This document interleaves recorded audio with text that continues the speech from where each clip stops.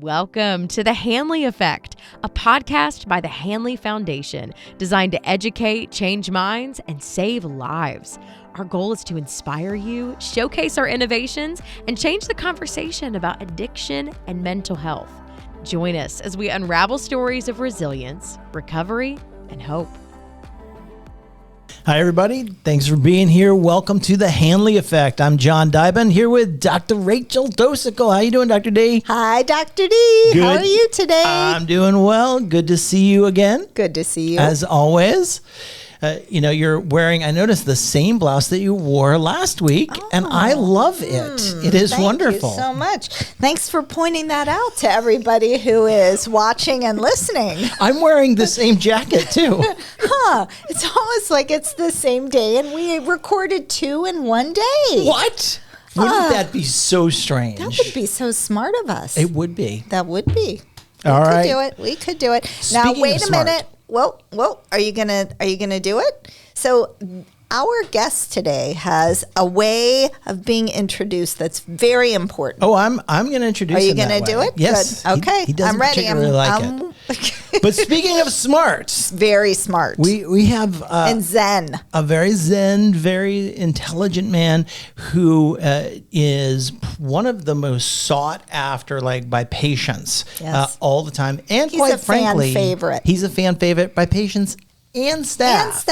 And stuff. So I want to introduce you to. Okay, I'm ready. The Reverend Lance Woodley. Oh, thank you, everyone. Thank you, guys. So we have had so much fun saying your name the whole day because we knew that you were coming, and I'm glad that you got the correct. That's exactly right. Lance Woodley, it is great to have you here, and thank you for taking your time to be here. Yes. Lance is the chaplain at Hanley Center. Lance is a wildly well-educated guy with a THM from Dallas Theological Seminary. He's also not only a seminarian and a theologian and a philosopher, he is a licensed clinical social worker because, after 4 years of seminary, graduate degree, he thought, Might as well go back to school. he told me once, he's like, I realized in religious work that a lot of what I did was like counseling. So I thought, Might as well. I'll go back to school again. He has a distinct honor. I'm ready. Are you ready? You are, this is really true, the one email that I always read. So I get probably every day 750 emails. I mean, conservatively, my box just fills up. When I get an email from you, I get so excited because it is always this incredible message to our campus community, and it just really centers me. So it is a distinct honor. And I'd just like to point out that I'm not even on the list. So just to be clear. Okay, this isn't She has an automatic thing email. that deletes anything that comes in. That list. I thought you meant his list. So Lance, again, thanks for being here. I'd love to let people get to know a little bit about you, about your journey, and what brought you to where you are today and the work that you do today.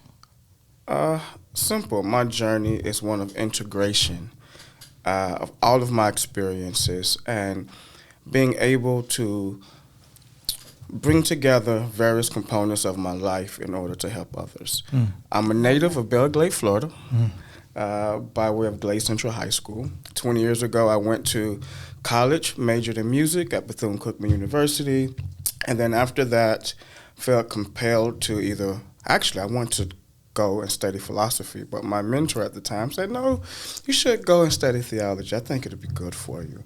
Come back, go study theology. That deals with your questions about life. And then went to Dallas Seminary, 4 years of Full master's. I would say that would be the defining moments of my life that brought me into what I do here at Hanley.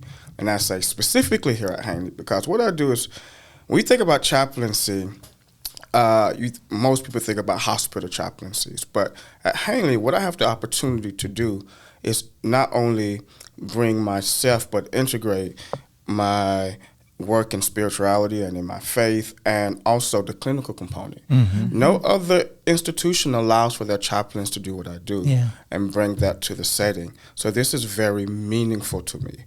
And so during that time, every crisis that, you went to seminary, right, Doc? Mm-hmm. Every crisis that a theologian will go through, I feel like I went through that. When it's to grief, loss, relationships, when you totally felt disintegrated and nothing in life makes sense, and you're really hanging on by the hair on your chinny chin chin. I've been there, and really questioning what I believe, and then actually going into the clinical route while in seminary, and then being able to see the usefulness in my belief and in my faith, and being able to harness that. So when we talk about theology, we're talking about abstractions. But when we start getting into the clinical sense, we're being able to bring those abstractions into concreteness, into the real world. So, and pastoring, I've been pastoring since I was 19, so now it's 20 years. Wow. And then now feeling like, there's something more that I can be doing. And then 10 years ago when I became a therapist, saying, okay, I need to bring these two worlds together in one entity in some sense, right? In church, you can't really do that, and then in a clinical setting, in many cases, you can't. And I've been that beacon of hope about, the importance of integrating spirituality into the clinical work. Mm-hmm. And when I was getting ready to do that, I got a call from Hanley. Hey, come do that for us, and that's what led me here today. And I say this too, I'm a child of an addict. 2 nights ago, my uncle just died. My father's brother died from drug-related issues. So I bring that to the table as well. And so my life on both sides, my mother and my father's side. So this work is very dear to me, and I didn't know it until I started doing the work back in Ohio. But I never knew that I would end up working in recovery. But this is where all the pieces are coming together. Yeah. So one of the things that Hanley does so well is it brings a team of professionals together, and care is truly individualized. Talk about the part that you bring to that cross-functional team. This is such a missing element at most treatment centers. At most, yes. I bring another component of holistic recovery, such as spirituality. And by spirituality, we're addressing existential issues, right? How do people who have lost everything or on the brink of everything kind of pull themselves back together and make sense of everything? Yes. Everybody from those who are religious to non-religious to undefined bring this question to the table. And not that I push my faith, but I harness my own faith and belief to inspire them in the work that I do. And that's very important. And sometimes it looks like grief. I lost not only it may not be a loved one or a spouse, but I lost who I thought I was. Yeah. Yes. I lost what or their who addiction I thought was I to should me. be. Yes, right? And I come and walk alongside them. And for me, I learned that more important than what I say is my presence. Yeah. That's a gift. Yeah. But I don't have the gift of gab like Dr. D. Right? I can't bask on the eloquence of Dr. Dyben. But my presence is a gift, and that's the gift that I share to others. And it's my personal belief that it is my job to come beside you, to come beside staff, to come beside our patients as well. Because what I've learned is that our staff struggle in many ways similar to our patients. Yes. That's those emails. Yeah. Yes. That's, the kind word that you always have. And the smile. There's that smile. We love that smile. Yes. It's a gift. I didn't create it. It just was given to me. It's so good. It's so good. I think of gift, and I think of we'd be remiss in not really quickly telling the story of you how you got here. It was an interesting thing. So I was, really looking for a chaplain, someone to fill a chaplain role.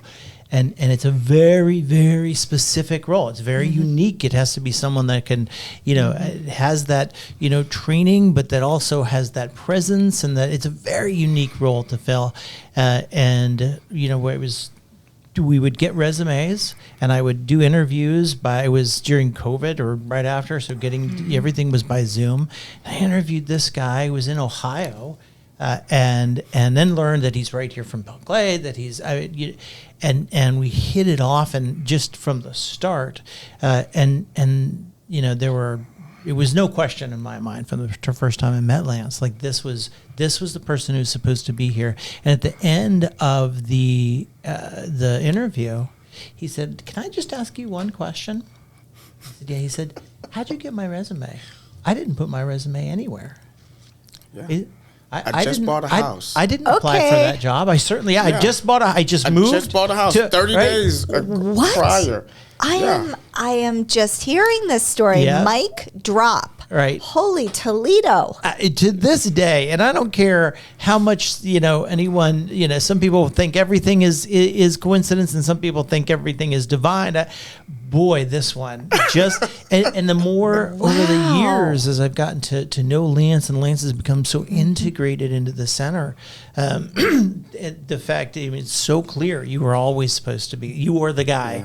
Yeah. And that's just a miracle that he still doesn't. He didn't apply for this job. Wow, that's incredible.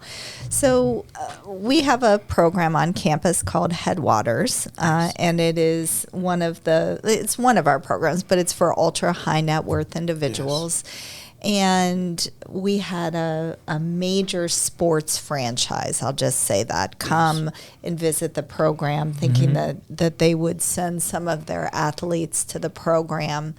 And after that visit, and I think we told you this, after that visit, they said the one person that I was, or that we were just over the moon about, really taken with, was Lance. Oh, wow. And that just speaks volumes. I mean, they were only there for a couple of hours, but you touch them just like you touch our patients, just like you touch our staff. I'm indebted with gratitude. I lost for words. Well, let's see if we can bring some of those back. Yeah. You also, I want to talk about your work and about what it looks like, but I know that you have, your brain is not one that ever stops. You may say you don't have the gift or gab, but your brain is always going, and you have really fallen in love with this intersection of neurobiology and neurology and spirituality, and so you're in this movement. You went the theological and the clinical, and now you're really doing a lot of studying in neuroscience. Can you tell us a little bit about what is interesting? Why would somebody who is focused on clinical and spiritual issues be interested in really diving into neuroscience? Where is there an intersection? One, it demonstrates the benefit of spiritual practices, whether religious or secular spiritual practices. And I wanted to not come across as dogmatic, but come across as a chaplain who not only engages with the religious and the theology and the philosophy, but also with the sciences. Because when we talk about holistic recovery and holistic health, there must be a conversation. And I want to be the linchpin here at Hanley to integrate both of those, to hold those together. And neuroscience is very fascinating, especially when we talk about step 11. Can you tell us what that is? Making conscious contact with a higher power through prayer and meditation. Yes. And one of the most fascinating studies that I've come across in the past 7 years was a study by Andrew Newberg. He's a professor of neuroscience at University of Pennsylvania. And he did 2 studies, 17 years apart. First was with Tibetan Buddhist monks and their meditation. And what he found was that when they meditated, a few things happened in their brains. One, the blood began to flow away from the parietal lobe to the temporal lobe. So when the blood flows away from the parietal lobe, what ends up happening is that they lose the ability to make distinctions, spatial recognitions. So you are unable to make a distinction between yourself, the table, the wall, the floor, each other. So then that's an immediate unity, in a sense, from an experiential standpoint. Sure. And then the blood begins to flow toward the temporal lobe. What's fascinating about this, the temporal lobe is just part of the brain that deals with memory, in many words. But through the saturation of research in right temporal lobe epilepsy, when there's a oversaturation of a stimulation, in the right temporal lobe, when people have epileptic seizures, they have these euphoric experiences, these white light experiences. Yeah. So you have a similar experiences happening in these monks who are meditating. And then after they finished the study, they asked, the monks in the survey, what did you experience? And one monk in particular, there were several other responses, but this was unique. And he said, I focused on the unity of all things. And then I felt at one with the universe. One said, I think another may have said love, then they felt absorbed into the love, right? So you're talking about now these are secular approaches in many ways, right? So you have the unity and absorption into the transcendence or into the ultimate sacredness, I would call it. And then 17 years later, he did the same scan, SPECT scan to be exact, on Franciscan praying nuns. Virtually the same thing happened in the brain. Wow. And he was able to demonstrate that their form of prayer was meditative, in a sense. So now when it comes to integrating the science, the spirituality, and the faith component, religious or spiritual component within recovery, now we can say at least we have some evidence to suggest that there can be connection to the transcendent, to the beauty, and if you're a religious person, to God or your higher power. Even if it's simply in the life of the mind, that's what matters. Yes. It's the experience that's the connecting to the experience, right? Yes, yes. And that study has been corroborated since, by several other neuroscientists in this field. Ooh, so we should do that study, but with individuals in recovery. I love that. I love that too. I think you've just got our next IRB proposal. I think so. I think so. All right. I'll take it. Love that. Yes. So, and also rituals too. That's very important. Tell us about rituals. Yes. Rituals are very important when it comes to the neurobiology of rituals.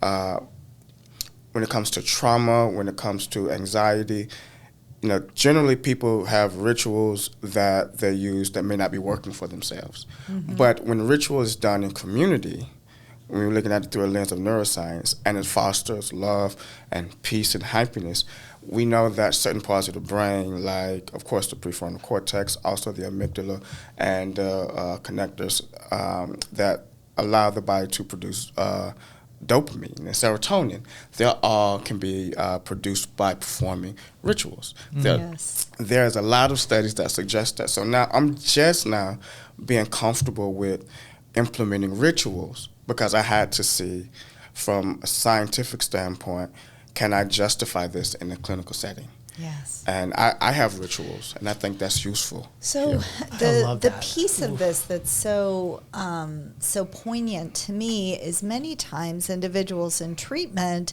talk about rituals that maybe are unhealthy. Destructive. Yes, unhealthy. Things like I get out the crystal glass and the clink of the ice cubes and the as I unscrew the bottle and the glug, glug, glug. Yes. And the ability to replace those rituals with healthy rituals is really important. really important. Talk about that. Yeah. What are some of those rituals that you might help patients adapt? When it comes to, let's say in particular, when it comes to loss, because I do a lot of loss, work in loss, and also resentment, right? Many people grieve not being able to use anymore. So what kind of ritual can we use? One ritual that I'm working on I call the stone key ritual. And every morning, if you set your stone by your desk, by your phone, you wake up. You get up, you feel the weight of your past, with the emotion, whatever you wake up with that will force you to drink. You can pick it up, hold it. The anxiety, the frustration, the worry, the fear is here. It's very real, but it's here, no longer here nor here. Yes. So the goal is to disembody it and using the stone because it's so heavy. Yes. And the same thing with resentment. I do the keystone. Now, we do that. I got this from Dr. Dyben, believe it or not. Have them walk the labyrinth. And as we walk to the labyrinth with a stone. Yes. And every weight that you carry, every re-experience of emotion that you carry in your heart, you get to set it aside in the center.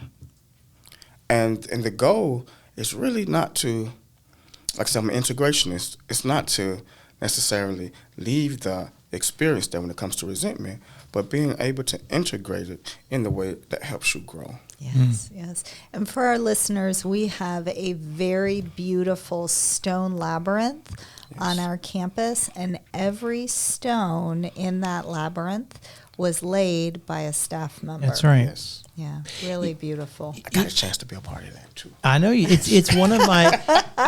It actually was. It is, because I think of metaphors, and I know that you use metaphors a lot, and we use metaphors a lot. But that labyrinth, I remember, was before we built it. We got to dedicate it, and it was a pile of rubble. And I stood on that pile of rubble, and I was so moved because it just struck me that this is what, when people come to Hanley, a lot of times when people come to any treatment or healthcare, but a lot of times they feel like that's where everything's in rubble, and Yes. and with that whole team of people, just so many people, you laid some bricks, everybody, it became this incredible, beautiful labyrinth in this spiritual journey, and so I love that metaphor and that picture. Yes. I'm not kidding. I'm getting a stone for beside my phone. I think I'm going to. I really too. am. I want mine to say joy though, because I want to take,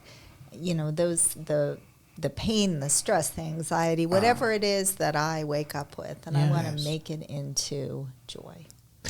And you decide. That's the thing about rituals. You decide We decide what it is, and it has to be meaningful to you.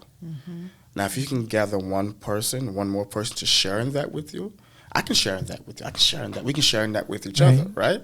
And if we share in that, and we believe that the energy that we bring to it, we reinforce it overall for each other, right? I love that.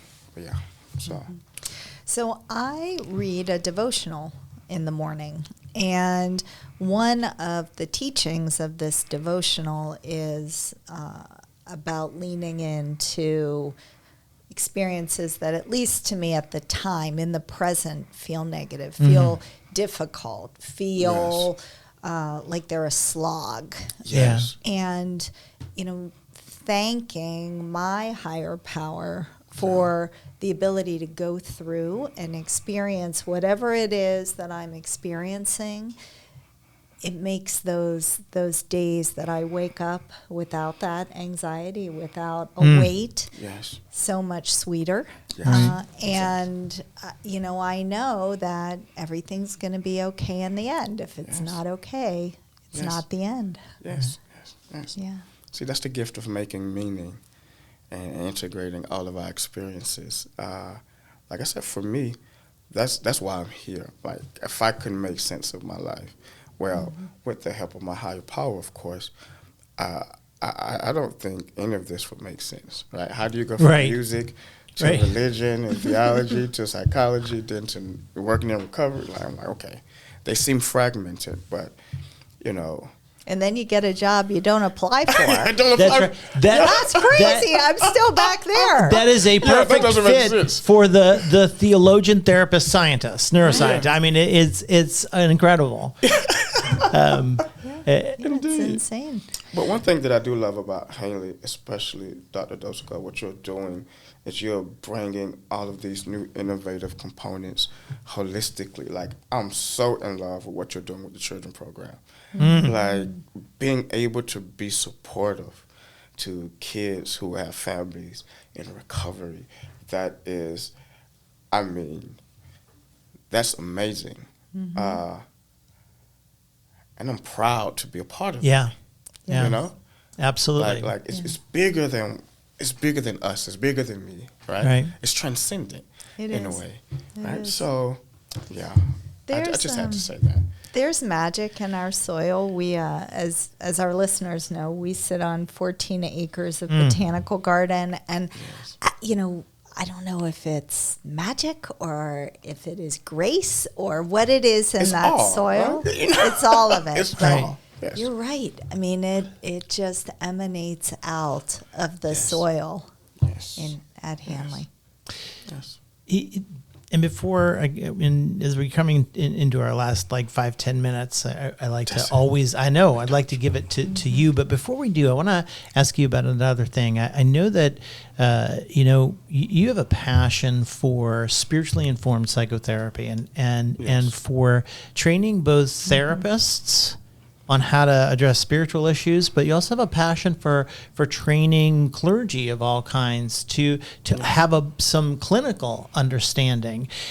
How can people cross that divide? How can therapists rationally? How can you help them deal with spiritual issues, and how can you help clergy and religious professionals have some clinical direction? Man, it comes by first saying that the divide or the dichotomy is a false dichotomy. It's a recent conversation over the last few hundred years. When we look at science in its earliest developments, it was science and spirituality and religion were all integrated. And we should look at it in that sense holistically, right? To address the mind and the need to make meaning and the body. And, and when we talk about spirituality, it's broad. You're talking about how we live on a day-to-day basis, the quality of our relationships to ourselves, to others, and to the transcendent and to beauty, right? So when we look at that definition of spirituality, right, that includes biology, that includes the sciences, that includes the will. So now when we are addressing that, we have to break down the notion that there is a distinction between, there's overlap. They're different. I was arguing with some AI thing. I like to argue with AI for fun. Only Lance. Of course you do. I was bored one day. I'm like, I'm You're gonna argue. smarter than the AI. But He is. that's funny, but no. So it's even embedded within society and culture that religion is here, science is here, and I get the tragedy that happened, especially with the Scopes trial of the 1920s, that made science over here and religion over here. But there has to be a meeting, and I think culturally, we're starting to see people have these conversations. Yes. Now we need to reinforce that, and I think we will be one of the few institutions in the country to be able to do that. And when we're ready, I'm ready to go. And so Let's this is do it. That's right. Let's This is an early plug. We're looking for towards March or April of 2025 for our conference on spirituality. Let's do it. And spiritually informed psychotherapy. So everybody kind of keep looking because it's going to be awesome. Can't And another wait. idea that we talked about is partnering with a local institution. They can come with us and get trained their therapists in spiritually informed psychotherapy for credit. Yes. Right. Where we all have the credentials. So this would be So good. Anybody who if you ever get a chance to sit down and have a brainstorming session with Chaplain Lance, let me tell you what, there more ideas are going to come out than, so, and I love that. And I love your mind. I love your heart and your spirit. I'm so grateful to you for being here. We're at our end, but I love to give you the last word, and we love to ask, what do you think about, the people who are listening? Some of them are going to be helping professionals that are trying to help people that are suffering. Some might be the suffering or the family members of those that are suffering. And I just want to give you the last word. What would you like our audience to hear from you? What would you like to say? For those of us who are working in this field, I encourage you to bring yourself, to show up, to bring your pain and your passion and allow that to motivate you to serve in the capacity that you do. Because when we use ourselves as the basis, we bring our whole selves, broken, fragmented, and need to be whole. That's when we connect. And through our brokenness, our shared experience, we collectively bring healing when we bring our broken individual selves. I believe in the healing of all broken people when we come together. Yes. That's it. Right on. Man. So good. So good. Lance, thank you so much for being here. I cannot wait, for our upcoming spiritually informed psychotherapy seminar and the work that we're going to be doing. I'm glad and honored that I get to work with you on a daily basis. I can't wait for your next email. Oh, yes, you told me to do it. Yes. I will. Now it better be pressure's on now. Pressure's on. Yes. She told me a few weeks ago, she was like, Lance, I want to see those every week. I'll try. They're It just so comes. good. I love it. So good. You are such an important part of the work we do. We are grateful for you every day. Yes. Every I'm day. grateful to be here. And I'm especially grateful for you, too. Thank you. I don't think words can really express that. Thank you. Yes. Thank you. Thanks, Lance. Thanks, Love Dr. it, D. Dr. D. Thank you. For All right. those who are listening, thank you so much for being here. We'll see you next time on The Hanley Effect. Bye, everyone. Thank you for joining us for the Hanley Effect. To learn more about our programs, visit hanleyfoundation.org or call 844-502-4673.